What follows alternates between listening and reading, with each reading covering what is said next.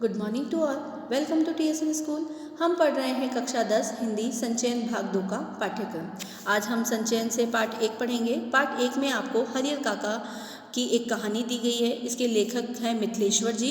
मिथिलेश्वर जी ने हमें इस कहानी के माध्यम से बताया कि किस प्रकार से समाज में आजकल रिश्तों की कोई अहमियत ही नहीं रह गई है। सगे भाई भी जायदाद को लेकर अपने भाइयों के साथ दुर्व्यवहार कर रहे हैं। इसमें हमने यहाँ के ठाकुर बारी, महंत, पुजारी, इनकी घटनाओं के बारे में पढ़ा कि किस प्रकार से उन्होंने हरिहर का अपहरण कर उनको अपने शिकंजे में ले लिया और उनके सादे कागजों पर उनके अंगूठे के निशान लेकर उनसे अपनी जमीन जायदाद हथियाना चाह रहे थे। और दूसरी तरफ उनके भाई के द्वारा भी यही काम किया जा रहा था कि वह भी अपने भाई से चाहते हैं कि वह उनकी ज़मीन उनके नाम कर दे। लेकिन हरिहर जो है अब वह इतने चतुर हो चुके हैं, उन्हें पता चल गया है कि मेरे भाई और मंदिर के जो महंत पुजारी हैं वह सब जायदाद के लिए मेरे पीछे पड़े हैं।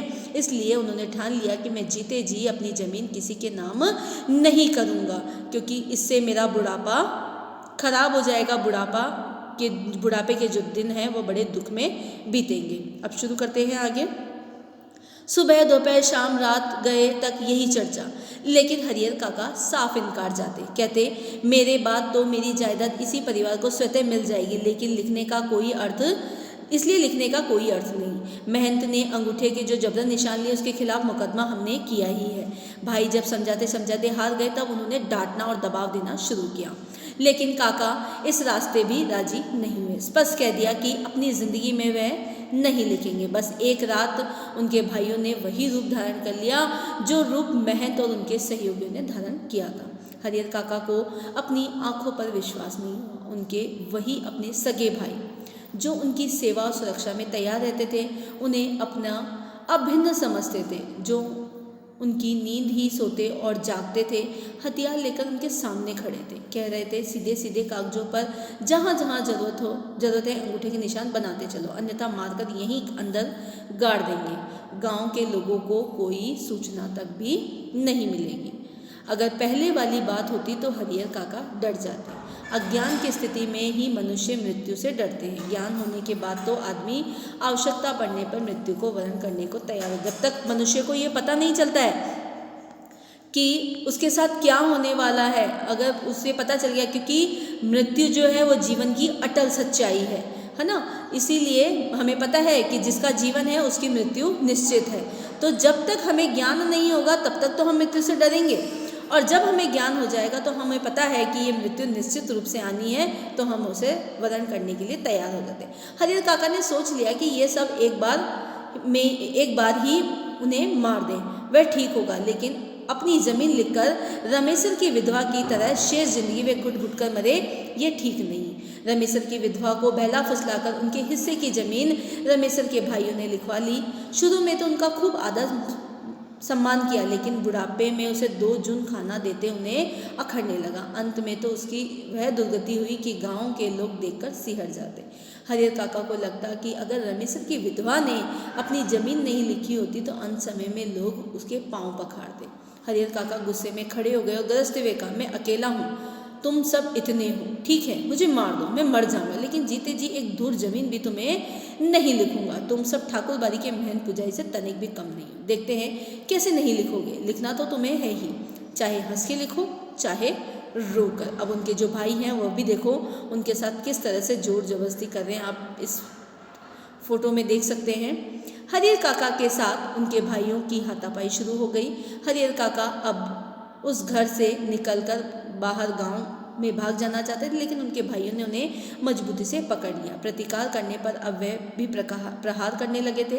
अकेले हरिहर कई लोगों से जूझ सकने में असमर्थ थे। फलस्वरूप उन्होंने अपनी रक्षा के लिए खूब जोर जोर से चिल्लाना शुरू किया। तब भाइयों को चेत आया कि मुंह तो उन्हें पहले ही बंद कर देना चाहिए था। उन्होंने तक्षण उन्हें पटक उनके मुंह में कपड़ा ठूंस दिया, लेकिन ऐसा करने से पहले ही काका की आवाज़ गांव में पहुंच गई। टोला पड़ोस के लोग दालान में झुकने लगे। ठाकुरबाड़ी के पक्षधर के माध्यम से तत्काल यह खबर महंत तक भी चली गई थी, लेकिन वहां उपस्थित हरिहर काका के परिवार और रिश्ते नाते के लोग गांव के लोगों को समझा देते कि अपने परिवार का निजी मामला, इससे दूसरों को क्या मतलब है। लेकिन महंत जी ने वह तत्परता और फुर्ती दिखाई जो काका के भाइयों ने भी नहीं दिखाई। वह पुलिस की जीप के साथ आधम के।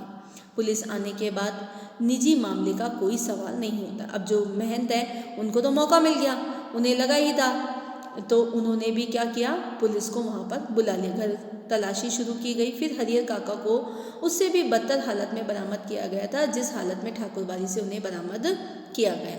बंधन मुक्त होने और पुलिस की सुरक्षा पाने के बाद उन्होंने बताया कि उनके भाइयों ने उनके साथ बहुत जुल्म और अत्याचार किए हैं, कि जबरन उनके अनेक कागजों पर उनके अंगूठे के निशान लिए, उन्हें खूब मारा पीटा कि उनकी कोई दुर्गति बाकी नहीं छोड़ी।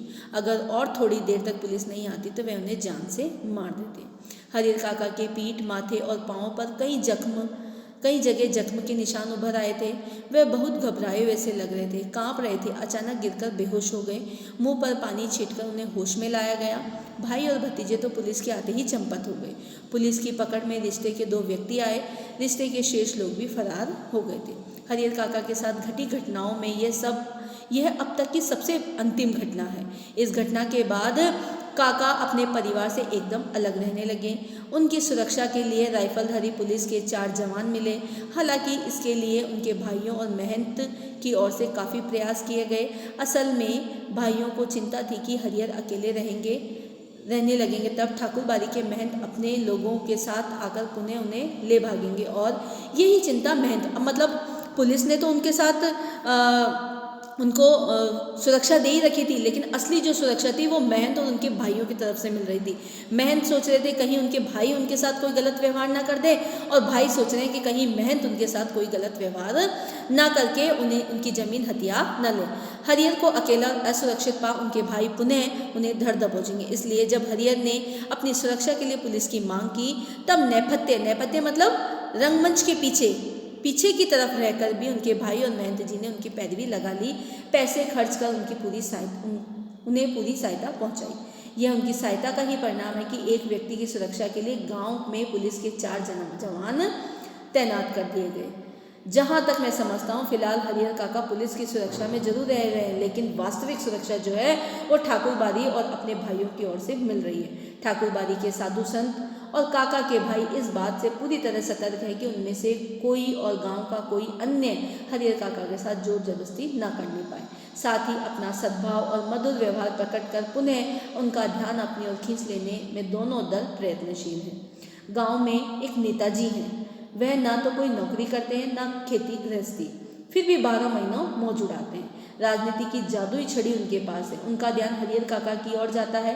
वे तत्काल गांव के कुछ विशिष्ट लोगों के साथ उनके पास पहुंचते हैं और ये प्रस्ताव रखते हैं कि उनकी ज़मीन पर हरिहर उच्च विद्यालय नाम से एक हाई स्कूल खोला जाए। इससे उनका नाम अमर हो जाएगा, उनकी ज़मीन का सही उपयोग होगा, गाँव के विकास के लिए एक स्कूल मिल जाएगा। लेकिन हरिहर के ऊपर तो अब कोई भी दूसरा रंग चढ़ने वाला नहीं था। नेताजी भी निराश होकर लौट गए।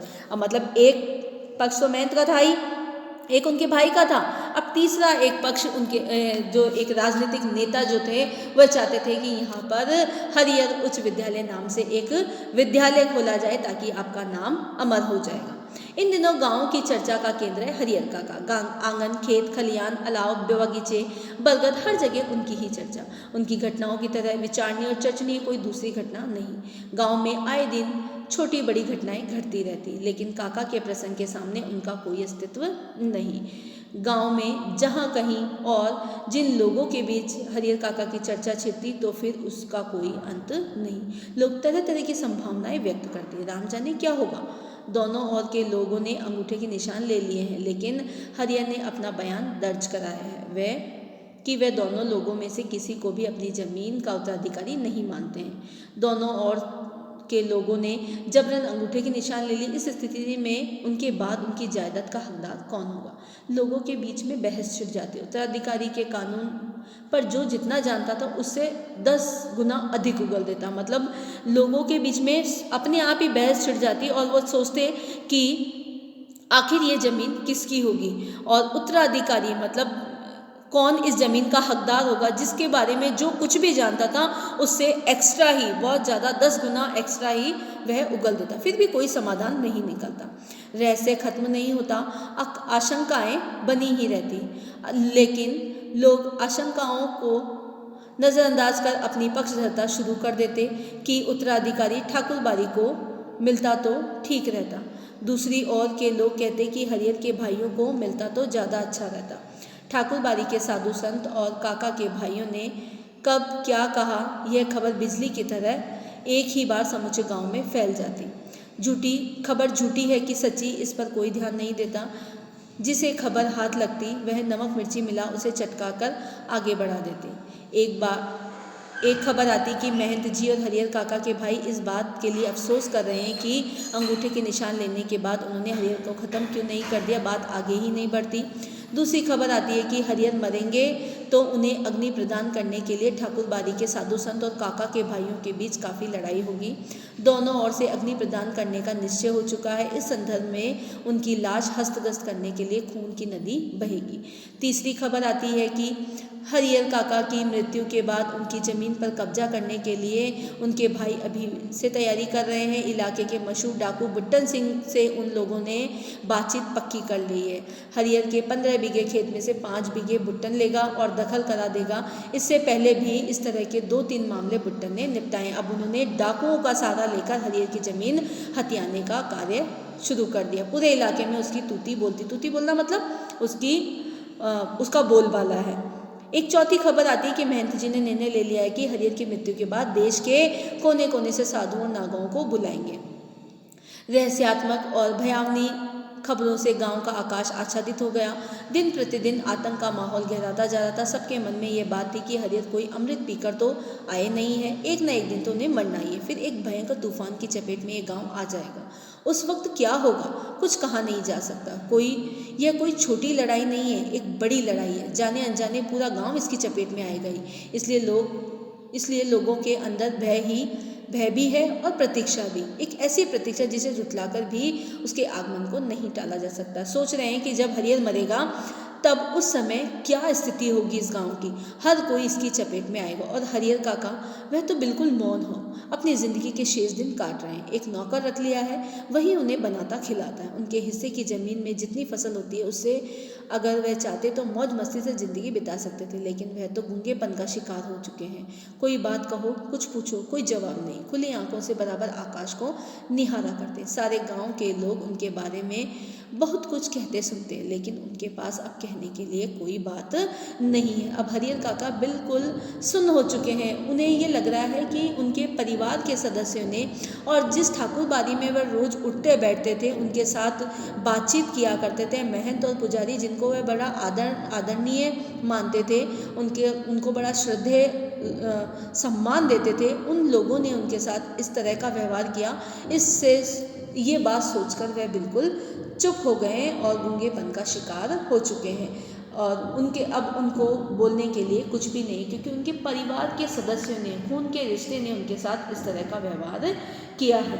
तो आज का जो हमारा समाज है ये यही बताता है कि आज के समाज की स्थिति क्या है। ये सत्य, हरियर काका का जो जीवन है ये एक कटु सत्य है, क्योंकि आज परिवार को लेकर कोई भी एक दूसरे का साथी नहीं है, सब स्वार्थ के साथी हैं। सबको रिश्ते निभाने के लिए स्वार्थ की ज़रूरत होती है, स्वार्थ के कारण ही वह लोग रिश्ते निभा रहे हैं। धन्यवाद।